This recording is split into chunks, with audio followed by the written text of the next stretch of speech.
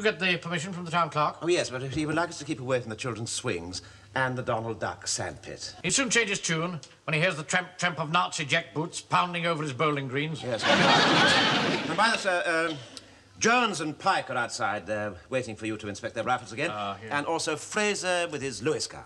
Yes, right. Wheel them in. All right, sir, right. Would you kindly step this way, please? Oh, Wilson, bark it out. Bark it out. Right, now, would you kindly step this way, please?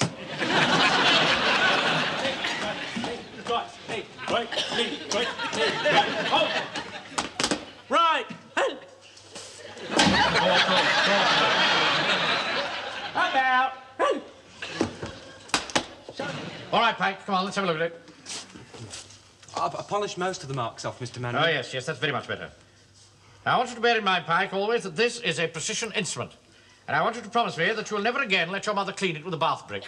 Right. I promise. Corporal.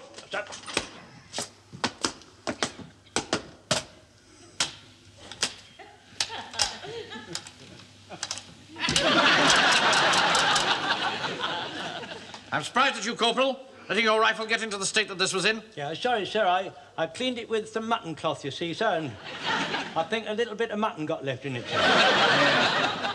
There's no excuse for the bit of sausage skin that got stuck in the magazine. Right, thanks, sir. I shan't take it in the shop no more, sir. No, very wise. Thanks, sir. Fraser. Well, thank goodness I know how to clean that thing again for 3 weeks. That is not the right attitude to adopt. You should consider it an honour and a privilege to clean this Lewis gun. If it was a privilege, we'd never get a look in. You and the sergeant would be doing it all the time. Hello. The butterfly spring seems to be missing from this, Fraser. Eh? Where is it? Oh, so it is. I must have left it in my workshop. Your workshop? I took the gun home to clean up the bits on my polisher. Now, look here, Fraser. In the first place, you've no business to take any equipment off these premises. In the second place, that gun is totally useless without the butterfly spring. If a Nazi stormtrooper came through that door now, you could do nothing with that but hit him with it. I wish to speak, sir. Yes? If Fraser hit him with it, wouldn't half make his eyes water. Yes, well, I'm not taking any chances on that. Summerson, march the men down to the recreation ground, will you? And we shall be calling at Fraser's place on the way. Oh, how nice. This is my wee dancer. Bring the gun in, Jones. We'll reassemble it here. Sorry. That's funny. What's funny? The box is gone. What box? The box I put the gun parts in. Yes, now, look. Now, keep quite calm, Fraser, and tell me exactly what you did. Well, I polished up the parts on this. Yes. I put them in the box here. I put the lid on the box to stop it getting dirty while I sanded down that box there. Yes, what sort of a box was the one that was here? Just a box, like this one here. I'm not interested in that one there. I want to know what one was like here. Well, it looked like this one here. Good heavens. What an extraordinary thing to collect. I'm not collecting them. I'll make them. I'm so sorry, Fraser. I had no idea. It's a skill I have in my hands. I learned it as a wee boy. You told me you're a fisherman in the Hebrides. Oh, that I was. But it's a wild and lonely place, is the Isle of Mingley. You have to do everything for yourself. Even this? Aye, this, and dentistry. The one tool does guy wheel for both jobs. The point is, where is it now? Mr. Drury will have taken it. Look, every second that gun is out of action, yes, our homes are in jeopardy. Now, come on, round to Drury's place Right, at the double. Yeah, right, sir, right, sir. I'm so sorry. Mr. Drury will be round right away. Oh, please don't apologise, Mrs. Parkinson. There was no need to make a reservation. We are quite accustomed to dealing with these matters as they arise. Good evening, Miss Baker. Good evening. What brings you here? I wish to see Mr. Drury on a matter of the utmost urgency. Oh, dear, don't tell me it's poor Mr. Jones. Yeah, I heard that. He always was a money-grabbing old cuss. I'll come when I called and not before. All right. Well, excuse me, sir. I don't think you really need me here anymore, do you? Yes, I do. Oh. What's the matter with you? Nothing, sir. Nothing at all. I mean, why do you ask? Shall we say you don't seem your usual laughing self? Well, I think the whole situation is just a little bizarre. I don't see why. Well, I mean... We come into a funeral parlour to ask the undertaker if we can look inside one of his coffins to find a spare part for a Lewis gun. Yes. Well, I suppose it could happen to anyone. Sorry, I can't stop. I can't. Mr. Drury, just a moment. Mr. Drury, get out. Walker! Follow that undertaker. He was in a hurry, wasn't he? Wait a minute, Jonesy. Miss Baker. Do you mind that Mr. Drury ordered a box from me on Wednesday? I remember it quite distinctly. Well, I'm not quite satisfied with the finish of it. Do you think I might just examine it, please? Well, I'm afraid it's gone. It was for Mr. Horace Blewett. Horace? Old Horace Blewett?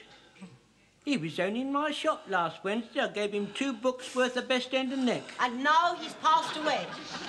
He never even had this week's ration. I'd dear little like to pay my last respects, Mum. I take it he'll be in the chapel of rest, eh? No, he's still at home. You see, his brother wanted him to rest in peace tonight on the dining room table. A beautiful thought. Well, Mum, I won't bother you any longer. Come on, Jonesy. Yeah. 21 Marigold Avenue. On the dining room table. What? Captain Mannering, do you think you can excuse Jonesy and me from a fieldcraft lecture? You see, I think we ought to go and maybe pay our last respects, sir. Yes. All right, under the circumstances, you're excused. You keep the brother talking. Yeah. Yeah, all right. Come on. Perhaps you'll come through here, Mr. Jones. In my calling, Mr. Blewett, I'm no stranger to sorrow, but if I'd known that this box was for my dear and trusted friend, tears would have mingled with the varnish. I didn't think you knew him. Oh, intimately? Think of that, Sidney. He was only standing in my shop on Wednesday, and I served him with 2 books worth of Best End and Neck. Yeah, he come home here, he put the shopping down on the table and unwrapped that very piece of meat that you just served him with. You never know, do you? No, you never do. And do you know what the very last words he said? No, what were they? He stood there where Mr. Fraser's standing now with the meat in his hand. Look at that, he says. All bloody bones. And the very next second he was gone. Well, you've got to have a bit of bone with Best End and Neck, haven't you? But it was all bone, there wasn't a scrap of meat. As if a sheep hadn't got any bones in its neck, its head would wallop about. You've got to have some meat after all. Yes, well, there was plenty of meat there. There's plenty of gristle. Yeah, there was plenty of meat and all. If there had been meat, poor old Horace would still be with us. It was the shock. You're as good as saying I'd done him in. No, I'm not. I'm only saying it was all bone and gristle. That's done it. You've insulted me now, Sidney. I'm going. Come on, Jock. By the way, Jonesy, by the way, I have a few more respects to pay. Come along. I'm not staying here. I've been insulted. I'm not going to be insulted like that by Sidney. You old fool! Do you not mind what we come for? No, I don't mind. Oh, well, it's too late now anyway. Yon man will have me shot at dawn. Captain Rogers? Oh, Mannering here. I was wondering what the position is regarding the... No, Captain Mannering, Home Guard. I was wondering what the position is about Lewis Gun Spares. Warmington-on-Sea, Home Guard. I was wondering what the position is about Lewis Gun Spares. What have you got in stock? What all? Oh.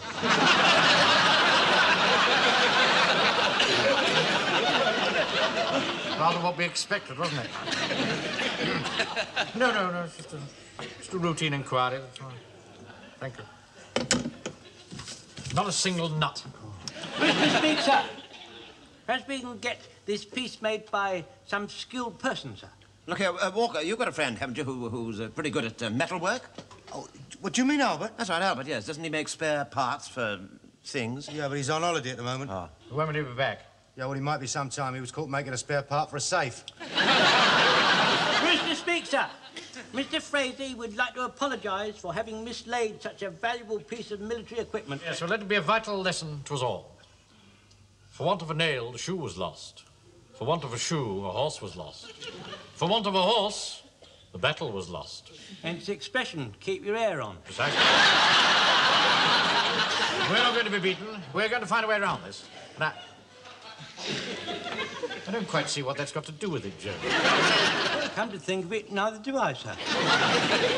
Anyway, this gun has got to be put into action as quickly as possible. Now, Jones, get the rest of your section, and I'll outline the plan of campaign. Very good, sir. Right. Pleasant as the morning and refreshing as the rain. Isn't it a pity that you're such a scatterbrain when you smile?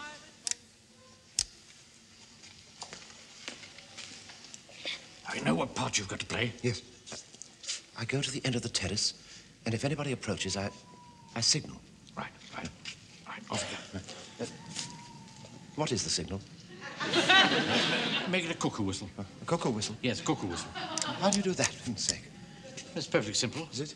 Cup your hands together, blow through your thumbs, like this. Here, hold this, I'll show you. Cup your hands together like that. Yeah. Blow through there, Yes. makes noise like a cuckoo. Oh, I see.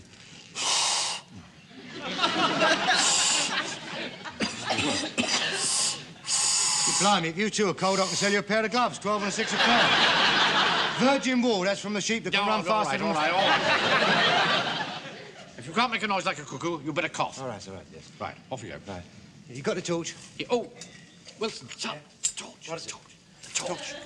Well, you've got the torch. When you did all the signaling, you gave me that little flash. I just gave you the torch. No? I gave you the torch when I was showing you how to make a noise like a cuckoo. Not about it like this. I mean, no, please. Upsets me, that kind of thing. Go on, get it. Right, go to work. Let's have a look. Can you do it? It's an open invitation. Yeah. I'll hold the light while you work. Yeah, look, hang on. Look, do you mind looking the other way? Because I promised the fella that showed me how to do this that I wouldn't pass it on. I see. Honour among thieves, eh? No, he was a copper.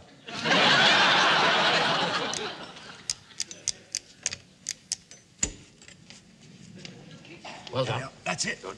Now, Godfrey, you know what you've got to do? Yes, I have to watch at the back. The light goes on in Mr. Blewett's room, and I have to sound the alarm. Right, off you go. At the double. Off you go. Now, Pike. I go straight to the bottom of the stairs, and I keep Cavey there. Right, off you go. Shh. I saw William Powell do this once in a film called Raffles. Oh, never mind that. No, it wasn't. It was Errol Flynn. As a matter of fact, it was Ronald Coleman. Now, get inside.